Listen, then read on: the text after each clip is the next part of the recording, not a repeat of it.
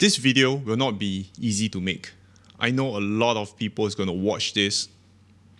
I'm selling, but not everything.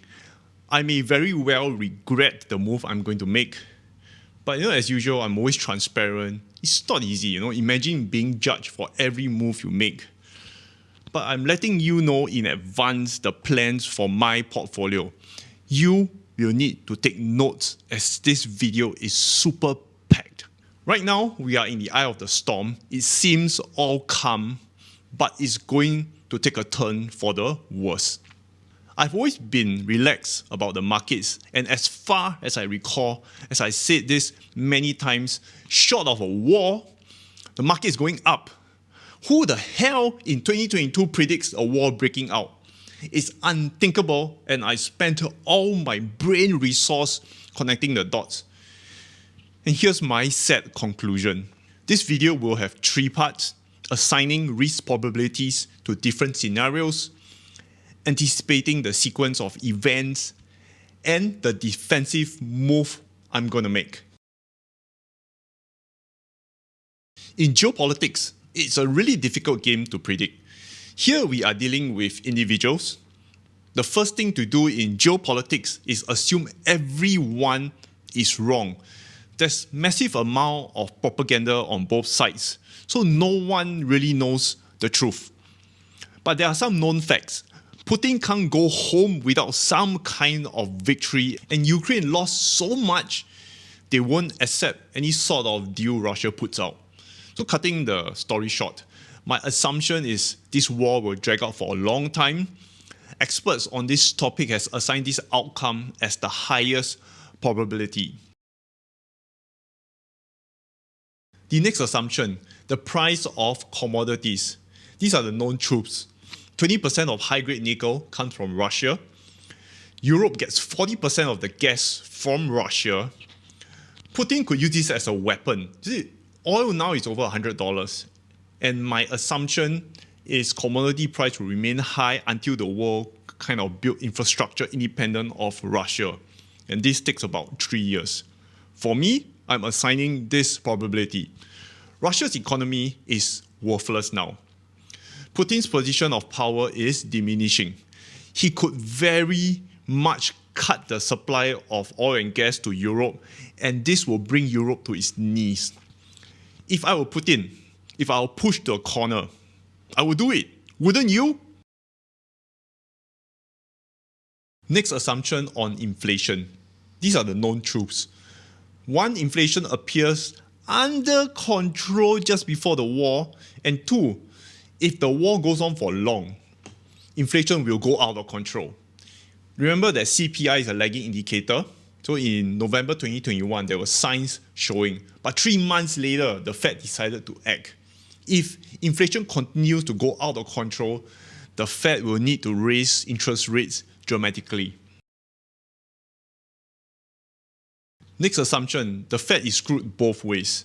If interest rate goes up slowly, inflation will be out of control. But if they raise it by too much due to the large debt that US holds, most of the US budget will be spent paying off debt. It is an unlikely scenario, so there will be no soft landing here. So wrapping up the assumptions above. 1, the war will drag out. Number 2, the price of commodities will stay up. Number 3, inflation will be a problem. Before this war, again, I didn't think it was a problem.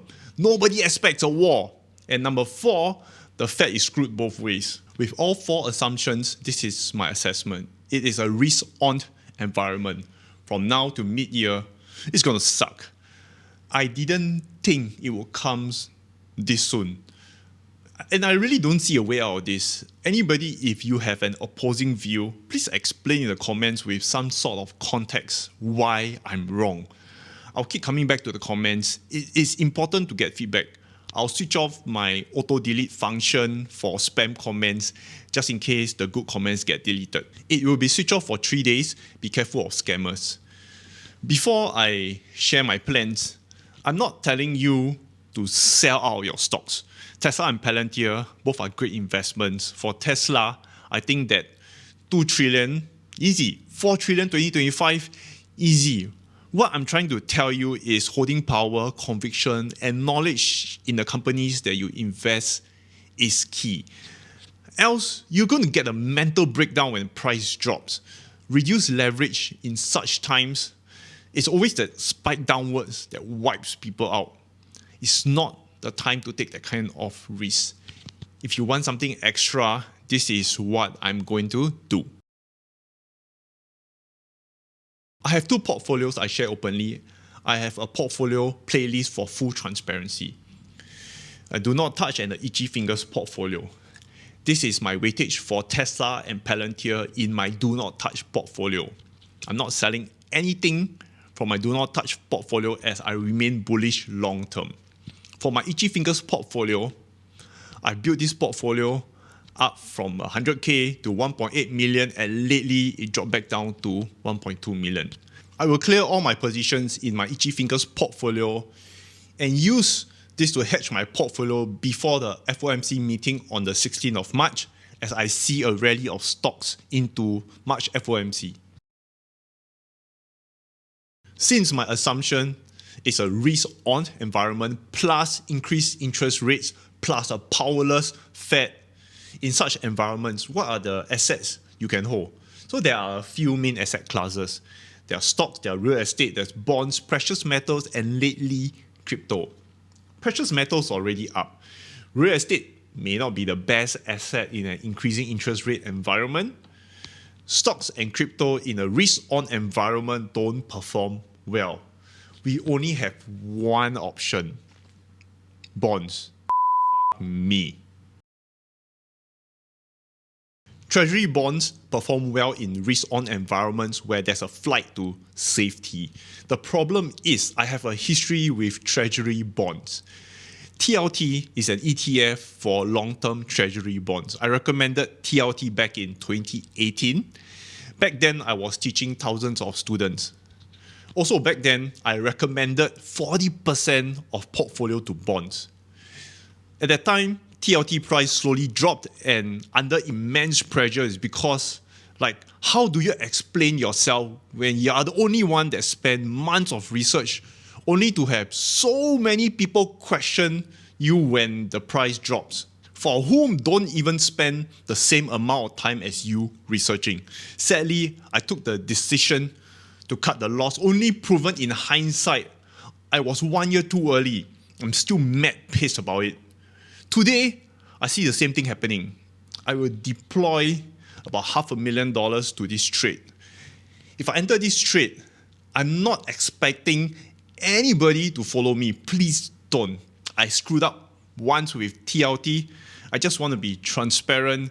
I share my thought process through this ever-changing landscape of investing. This could be my worst trade ever with rising interest rates. My thesis is solely based on the inverse relationship of bonds with the stocks on the short term. If this war ends soon, this thesis will be correct. So I hope I'm wrong. To be clear, I'm certain that second half of this year will be a bull run. That's the sort of time that markets take to sort itself out. I believe in May will be where the market will bottom. As for timing, see, the stocks are down. At the same time, TLT is down. So selling down and buying another one that is down sounds pretty good to me. As of now, I foresee some questions in your head. So here's the Q&A. Why not hold cash? I fundamentally do not believe in cash. It's not fair. It's double standards. If we print, we go jail. But it's okay for the government to print money. Cash is not a fair game. I've not seen a single rich person who holds all cash. Why not buy SPY puts? Time decay is very expensive, especially now. And even if you manage to time perfectly, are you able to perfectly get out of the trade? And the answer is no. Is it okay if I'm not leveraged and just hold Tesla and Palantir? Yes, this is the best strategy. Again, Tesla 2 to 4 trillion easy. Just be patient. That's why I have a do not touch portfolio. This is where I have my highest conviction. Why invest at all if the risks are so high? In times of hyperinflation, not investing is a sure way to be poor. Final thoughts. If you look at my past trades, most did well. Maybe I'm lucky. At the same time, while my forecast is right most of the time, from selling Tesla in November highs to only buying back too early, to cutting losses in TLT 1 year too early to see it go up, or closing my GM short positions too early, I make the right calls most of the time, but I still screw up.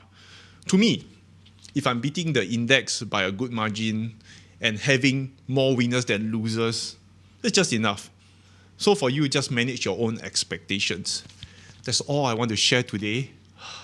This video comes with a very heavy heart. I just hope that the war ends soon. Take care.